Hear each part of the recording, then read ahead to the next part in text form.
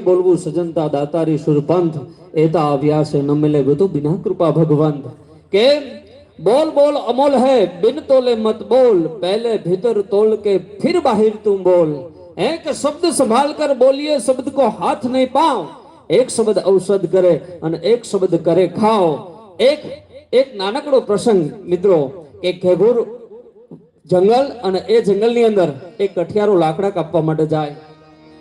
અને ધીરે ધીરે ધીરે ધીરે એમ કહેવાય કે ઘેઘોર જંગલની અંદર એ કઠિયારો લાકડા કાપવા જાય છે અને બરોબર એ કઠિયારાના કાને એક સિંહના કહણાવાનો અવાજ આવે છે સિંહની એમ કહેવાય દુઃખ ભરી દર્દ ભરી એમ કહેવાય ચીસ સંભળાય છે એવી વેદના સંભળાય છે અને એ બાજુ એ કઠિયારો મીટ માંડે છે અને મીટ માંડી અને કાંડ માંડી અને ધીરે ધીરે ધીરે ધીરે એ સિંહ જે બાજુ કહે છે એ બાજુ જાય છે અને ધીરેક દિન બાપ આ કઠિયારો મરદ માણા છે બાકી સિંહ પાસે જવું એ તો જેવા તેવાનું કામ નથી અને એ સિંહ બાજુ પગલા માંડે છે અને આમ દૂરથી થોડુંક જોવે છે ને તો સિંહના પગની અંદર એક કાંટો વાગેલો હોય છે અને એટલો બધો પાક બાપ થયો છે કે એ સિંહને એટલી બધી વેદના છે કે એ સિંહ જમીનમાંથી પગ નથી માંડી શકતો અને આમ જોયું કઠિયારાને દયા આવી કે જે થવું હોય તે થાય આ સિંહના પગમાં જે કાંટો છે ને એને કાઢી લેવો છે અને એ ધીરે ધીરે ડગલા માંડતો માંડતો સાહેબ એમ કહે છે ગીતામાં કૃષ્ણ પરમાત્મા એમ કહે છે કે સિંહ છે ને એ મારું સ્વરૂપ છે બાપ સિંહ પામી ગયો સામે જે કઠિયારો આવે છે ને મારા દુઃખમાં ભાગ લેવા માટે આવે છે એની માથે મારે મારણ ન કરાય અને વાત કહેતા વાર લાગે એ સિંહના પગમાંથી કાંટો કાઢી લીધો આજુબાજુમાંથી થોડી વનસ્પતિ લાવી અને પગની માથે લગાવી અને સિંહને બહુ શાંતિ થઈ અને બાપ આ તો જંગલનો રાજા કહેવાય એને દયા આવી ગઈ ને એમ થયું આની હારે મિત્રતા બાંધવામાં વાંધો નહીં અને એ સિંહ લંગડાતો લંગડાતો લંગડાતો એ કઠિયારાના ઘરે આવે છે ને હમણાં વાત કરીને કે પ્રિય બોલવું સજનતા એક શબ્દ તમે હારો બોલો તો ઔષધિનું કામ કરે ને એક શબ્દ અવળો કરી નાખો તો એમ કહેવાય કે વેદના નું કામ કરતો હોય છે એ સિંહ એ કઠિયારાના ઘરે આવ્યો અને કઠિયારાના ઘરે કોઈ મહેમાન આવ્યા અને આમ સિંહને ઘરમાં જોયો ને એટલે મહેમાન આમ પાછા જવા જાય છે લાલબાબુ એ સિંહ બરોબર આમ જોવે અને આમ આમ એ મહેમાન પાછા જવા જાય ને અને તારે કઠિયારાના મોઢામાંથી એક કવેણ નીકળી ગયું બાપ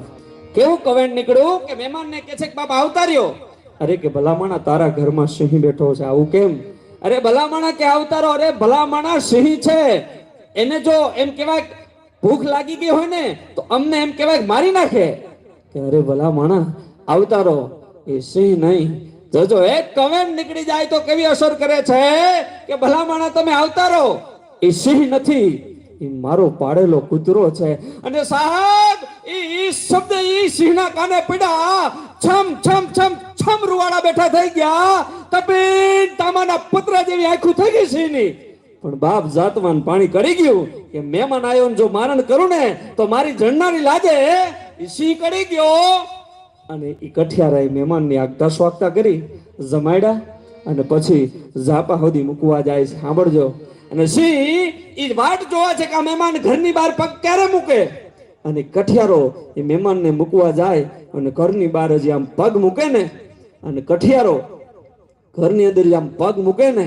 અને સાંભળજો આ સિંહ એક થપાટ મારીને ઉભો થઈ ગયો અને કઠિયારાને કીધું કઠિયારા હમણાં તું શું બોલો અરે ભલા માણો હું સિંહ છું એક થપાટ મારી દઉં ને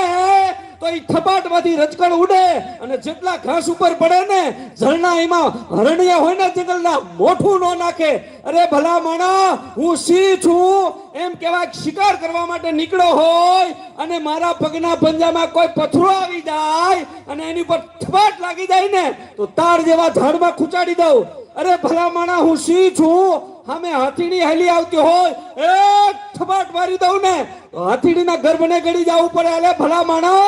હું સિંહ છું જેથી મારી માથે જગદંબા સવાર હોય અને સમરાંગણની અંદર હું આવ્યો હોય અને એક થપાટ જો રાક્ષસના માથે મારી દઉં ને ફોદે ફોદા કાઢી નાખું ભલા માણા ઈ સિંહ છું અને તું કેવો હોય તો તારો સ્વજન કહી શકતો હતો તારો મિત્ર કહી શકતો હતો અરે તારો બાપ કહી શકતો હતો તારો પરિવારનો સભ્ય કહી શકતો હતો પણ ભલામણા ત્યાં આવો શબ્દ વાપર્યો કઠિયારા એક કામ કર તારી બાજુમાં કુહાડી છે એ લે મારા માથા પર ઘા કર ને કે હું ગાડો થઈને મરી જાય અને સાહેબ વાત કહેતા વાર લાગે એમ કહેવાય કે ઈ કઠિયારો રાવણના ડાકલાની જેમ થર થર થર મંડો ધ્રુજવા અને હાથમાં કુહાડી લીધી અને સિંહ કે કઠિયારા તું મને મારી દે, મારા માથામાંથી લોહી વહેડે નાખ, ને કે હું ગાંડો થઈને મરી જાઈશ. કઠિયારે હાથમાં કુહાડી લીધી, એક ફરડાક કરતો ઘા કર્યો, લોહીનો ભભૂકો વછોટી ગયો અને સિંહ ઘરમાંથી નીકળી ગયો. મિત્રો એ ઘરમાંથી નીકળો ને, સામેની દિવાલ આવે ત્યાં માથા મારતો જાય, ત્યાંથી સામેની દિવાલ આવે ત્યાં માથું મારતો જાય, કોઈ પાણો આવે તો એનો માથું મારતો જાય, કોઈ ઝાડ આવે તો એને માથું મારતો જાય. મારતો મારતો મારતો જંગલની વાટે વયો ગયો. પણ એનો ઈ સિંહ 10 વર્ષના વાણા વાઈ ગયા અને કઠિયારાના ઘરે આવ્યો. કઠિયારાને કીધું, કઠિયારા ઓળખાણ પડે? કઠિયારો ઓળખી ગયો કે એ જ સિંહ છે જેના પગમાંથી મેં કાંટો કાઢ્યો હતો. એ કઠિયારા, મારી આ કહેવાડી છે ને એને તું દૂર કરીને છો. આજથી 10 વર્ષ પહેલા તે કુહાડાનો ઘા માર્યો હતો ને